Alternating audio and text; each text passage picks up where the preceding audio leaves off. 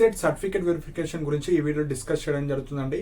So ఎవరైతే ఇంకా certificate వెరిఫికేషన్లో మీరు పార్టిసిపేట్ చేయకపోతే మీరైతే పార్టిసిపేట్ చేయండి. సో ఫస్ట్ పాయింట్ వచ్చేసి మనకు మీరు ఎలా అయితే సర్టిఫికేట్స్ రిజిస్టర్ క్లిక్ చేసి మీరు సర్టిఫికేట్స్ ఎలా అయితే అప్లోడ్ చేశారో ఫస్ట్ మీ యొక్క స్టేటస్ చెక్ చేసుకోండి. ఆ స్టేటస్ చెక్ చేసుకోవాలంటే మనకి ఇక్కడ సర్టిఫికేట్ వెరిఫికేషన్ రిజిస్టర్ హియర్ అని ఉంది కదా, అది క్లిక్ చేయండి. అది క్లిక్ చేసిన తర్వాత మీ ర్యాంక్, మీ హాల్ టికెట్ నెంబర్ ఎంటర్ చేసిన తర్వాత మీ సర్టిఫికేట్ స్టేటస్ చెక్ చేసుకోండి. సో అక్కడ 3 ఆప్షన్స్ అయితే మనకు ఉంటాయి: సబ్మిటెడ్, వెరిఫైడ్, అప్రూవ్డ్. సో కొంతమందికి ఓన్లీ సబ్మిటెడ్ అని గ్రీన్ టిక్ ఉంది, కొంతమందికి వెరిఫైడ్లో గ్రీన్ టిక్ ఉంది, కొంతమందికి ఇంకా అప్రూవల్ కాలేదు. సో ఆ 3 గ్రీన్ టిక్లు వచ్చిన తర్వాత మీకు సర్టిఫికేట్ వెరిఫికేషన్ అయినట్టు. సపోజ్ అక్కడ ఏమైనా మీరు ఇంప్రాపర్ సర్టిఫికేట్స్ కావచ్చు, ఏమైనా ప్రాపర్గా సర్టిఫికేట్స్ కావచ్చు, ఏమైనా సర్టిఫికేట్స్ పెట్టకపోతే please upload your CMM, please upload your TC, please upload your caste certificate clearly. So అవన్నీ అడుగుతారు.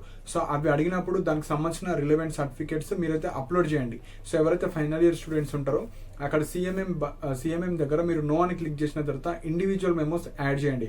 సో రిజల్ట్స్ రాని వాళ్ళు వెయిట్ చేయండి, రిజల్ట్స్ వచ్చిన వాళ్ళు 6th సెమిస్టర్ మెమోస్ అప్లోడ్ చేయాలి. అండ్ కోర్స్ కంప్లీషన్ కూడా తెచ్చుకోండి. సపోజ్ అక్కడ సిఎంఎం వల్ల రిజెక్ట్ అయిన వాళ్ళు, ఎవరైతే సిఎంఎం లేదు, you are not uploaded CMM అయిన వాళ్ళు, మీరు మీ కాలేజ్కి వెళ్ళి కోర్స్ కంప్లీషన్ సర్టిఫికేట్ తెచ్చుకోవాలి. దాని మీద సిజిపిఏ ఉండాలి. సో ఏ సర్టిఫికేట్స్ వల్ల అయితే రిజెక్ట్ అయ్యారో ఆ సర్టిఫికేట్ మీరు అప్లోడ్ చేయాలి. అండ్ ఎస్సీ కేటగిరీ గ్రూప్ మనకు గ్రూప్ 1, గ్రూప్ 2, గ్రూప్ 3 ఉంది కదా, దాని రిలేటెడ్ అప్డేటెడ్ సర్టిఫికేట్ మాత్రం మీరు అప్లోడ్ అయితే చేయాలి. అప్పుడు మాత్రమే మీకు ఆ కేటగిరీలో మీకు రిజర్వేషన్ అయితే వస్తుంది.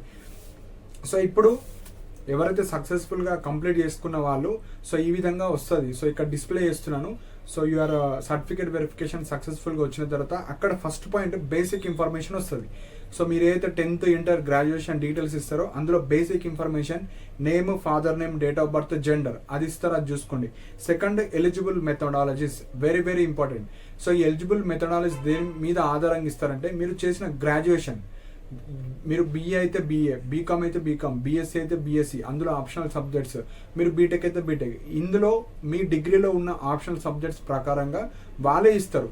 సో ఇప్పుడు ఎగ్జాంపుల్ ఈ క్యాండిడేట్కి బీటెక్ కాబట్టి మ్యాథ్స్కి మాత్రమే ఎలిజిబుల్ అవుతారు. So you're eligible for maths methodology. కొంతమందికి ఫిజికల్ సైన్స్, బయాలజికల్ సైన్స్ వస్తుంది, కొంతమందికి సోషల్ వస్తుంది, కొంతమందికి మ్యాథ్స్ వస్తుంది, కొంతమందికి సోషల్. సో ఇట్లా 4 మెథడ్స్. సో ఆ మెథడాలజీ ఏదైతే వస్తుందో అవి మీరు ఎలిజిబుల్. సో ఎడ్సెట్ వాళ్ళే మీరు ఏవైతే గ్రాడ్యుయేషన్ చేశారో దాని ఆధారంగా మెథడాలజీ అయితే ఇస్తారు. సో అక్కడ మీరు చూసుకోవచ్చు. సో ఇంకా ఎవరైతే ఈ సర్టిఫికేట్ వెరిఫికేషన్ రాలేదు మీరు వెయిట్ చేయాలి. 1 or 2 days అయితే టైం పడుతుంది. ఎందుకంటే 30,000 అప్లికేషన్స్ అయితే వాళ్ళు చెక్ చేయాలి కాబట్టి ఎవ్రీ 3-4 అవర్స్కి మీరు చెక్ చేస్తూ ఉండాలి. సో మెథడాలజీ గురించి అక్కడ వచ్చేస్తుంది. Next counselling. సో కౌన్సిలింగ్ వచ్చేసి మెథడ్ 1కే జరుగుతుంది. మెథడ్ 2 కాలేజీలో జాయిన్ అయిన తర్వాత తీసుకోవాలి. కొంతమందికి బయాలజికల్ సైన్స్, ఫిజికల్ సైన్స్ 2 వస్తాయి. సపోజ్ మీరు కౌన్సిలింగ్లో పార్టిసిపేట్ చేయాలంటే ఒక కాలేజ్ ఉంది ఉస్మానియా యూనివర్సిటీలో ఫిజికల్ సైన్స్, బయాలజికల్ సైన్స్ 2 పెట్టుకోవచ్చు. సపోజ్ నాకు ఒకటే కావాలి, నాకు ఇది ఇంట్రెస్ట్ లేదు అంటే ఆ రెండిట్లో ఏది కావాలో అదే పెట్టి సెకండ్ మెథడాలజీ లాంగ్వేజ్ తీసుకోవచ్చు. తెలుగు, హిందీ కావచ్చు, ఇంగ్లీష్ కావచ్చు, ఈ మెథడాలజీస్ కూడా తీసుకోవచ్చు. సో 2 మెథడాలజీస్ వచ్చిన వాళ్ళు 2 ఇంట్రెస్టెడ్ ఉంటే 2 పెట్టుకోవచ్చు. లేదు అనుకుంటే ఒకటే పెట్టవచ్చు. కానీ కౌన్సిలింగ్లో ఒకటే మెథడ్ వస్తుంది. Physical science or biological science వస్తే ఫిజికల్ సైన్స్లో సీట్ వస్తే ఫిజికల్ సైన్స్ వస్తుంది. కాలేజీలో జాయిన్ అయిన తర్వాత బయాలజికల్ సైన్స్ అన్న తీసుకోవచ్చు, లేకపోతే మీరు లాంగ్వేజెస్ అన్న తీసుకోవచ్చు. మీరు తీసుకున్న డిగ్రీ ఏదైతే దాని మీద బేస్ మీదే ఇస్తారు. సో అక్కడ 1 వచ్చిందా 2 వచ్చిందా మీరైతే చెక్ చేసుకోండి. నెక్స్ట్ అదర్ డీటెయిల్స్లో మీ డిగ్రీ బీఏ అయితే బీఏ, బీకామ్ అయితే బీకామ్, బీటెక్ అయితే బీటెక్, లోకల్ మీరు లైక్ తెలంగాణ లోకల్ వాళ్ళు లోకల్ అని పడుతుంది. Other candidates like some part of education మీరు ఏపీలో చేసిన వాళ్ళకు అన్రిజర్వ్డ్ అని పడుతుంది. అండ్ మైనారిటీ ఉన్న వాళ్ళు ఎస్ పడుతుంది, లేని వాళ్ళు లో పడుతుంది. పేరెంటల్ ఇన్కమ్ లోవర్ అని పడితే మీకు ఫీజు రియంబర్స్మెంట్ వస్తుంది. హయ్యర్ అని పడితే మీరు రిసిప్ట్ పెట్టిన వాళ్ళకు, ఇన్కమ్ 2026ది కాకుండా ప్రీవియస్ది పెట్టిన వాళ్ళకు, ఇన్కమ్ ప్రాపర్గా పెట్టని వాళ్ళకు, ఇన్కమ్ లేని వాళ్ళకు, గవర్నమెంట్ ఎంప్లాయీస్ పిల్లలకు కావచ్చు, అలాంటి అందరికీ హయ్యర్ అని పడుతుంది. సో ఫీజు రియంబర్స్మెంట్ రాదు. ఫీజు రియంబర్స్మెంట్ రావాలంటే లోవర్ అని పడ్డ వాళ్ళకి మాత్రమే వస్తుంది, లేకపోతే రాదు. సో క్యాస్ట్, సో మీరు ఏ క్యాస్టో అది పడుతుంది. సో ఇవి మనకు డీటెయిల్స్ అయితే మీకు అన్ని మీ సర్టిఫికేట్స్ వెరిఫికేషన్ అయిన తర్వాత ఇవన్నీ వచ్చేస్తాయి.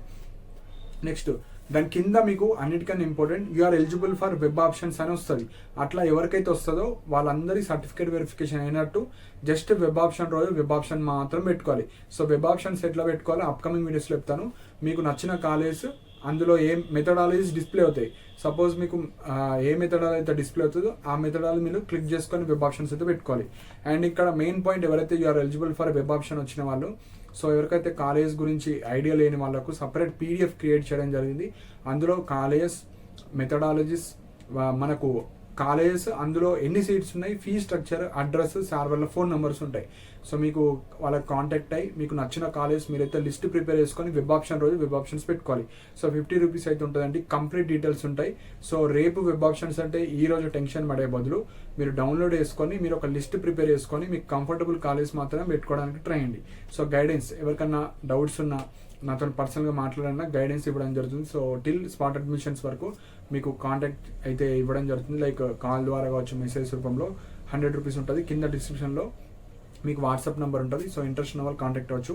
అండ్ కాలేజ్ లిస్ట్ పర్చేజ్ చేసే వాళ్ళు ఫస్ట్ లింక్ క్లిక్ చేసుకొని 50 రూపీస్ పేమెంట్ చేసుకున్న తర్వాత సో డైరెక్ట్ మీకు పీడిఎఫ్ రాదు, ఫస్ట్ మెసేజ్ వస్తుంది పర్చేజ్ చేసినట్టు. కింద వ్యూ పర్చేస్ అని ఉంటుంది, అది క్లిక్ చేసుకొని లాగిన్ అయిన తర్వాత మీ పీడిఎఫ్ మీకు వస్తుంది. సో అందులో అన్ని కాలేజ్ ఇన్ఫర్మేషన్ అయితే ఉంటుంది. సో క్యాస్ట్ ఇష్యూస్, సో మీరు 2020 లైక్ ఎవరైతే బీసీ వాళ్ళు ఉంటారో 2014 ఉన్నా నో ప్రాబ్లం. ఈడబ్ల్యూఎస్ వాళ్ళు 2026 ఉండాలి. ఎస్సీ కేటగిరీ గ్రూప్ 1, 2, 3 మాత్రమే ఉండాలి, అప్పుడే రిజర్వేషన్ వస్తుంది. సో వెళ్ళి మీరైతే అప్లై అయితే చేసుకోండి.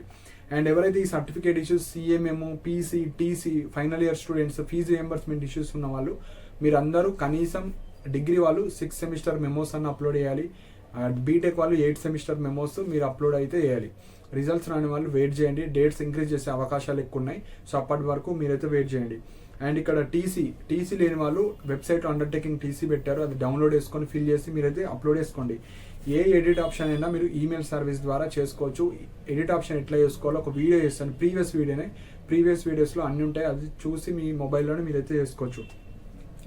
సబ్మిటెడ్, వెరిఫైడ్, అప్రూవల్, సో ఇవి 3 అయిన వాళ్ళు ఓకే. ఇంకా ఎవరైతే సబ్మిటెడ్ కాలేదు, 3-4 డేస్ అయింది, వెరిఫైడ్ కాలేదు అంటే ఒక్కొక్క పర్సన్ ఒక్కొక్కరు చెక్ చేస్తారు. కొంతమంది ఫాస్ట్ అవుతుంది, కొంతమంది లేట్ అవుతుంది. సో మీరు అది అయ్యే వరకు ఎవ్రీ 3-4 అవర్స్కి చెక్ చేస్తూ ఉండండి. సపోజ్ ఏమైనా సర్టిఫికేట్ ఇష్యూస్ వస్తే అక్కడ అప్లోడ్ అనే ఒక ఆప్షన్ వస్తుంది, అప్లోడ్ ద్వారానే చేసుకోవచ్చు. లేకపోతే ఈమెయిల్ సర్వీస్ ద్వారా క్యాస్ట్, ఇన్కమ్, బోనాఫైడ్స్ కావచ్చు, టీసీ కావచ్చు, అవన్నీ అప్డేట్ అయితే చేసుకోవచ్చు.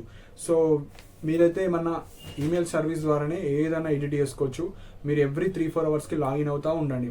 సో సక్సెస్ఫుల్గా వెబ్ ఆప్షన్స్ వచ్చిన వాళ్ళు లిస్ట్ ప్రిపేర్ చేసుకొని పెట్టుకోండి. జస్ట్ మీరు వెబ్ ఆప్షన్ రోజు వెబ్ ఆప్షన్ పెట్టుకోవాలి.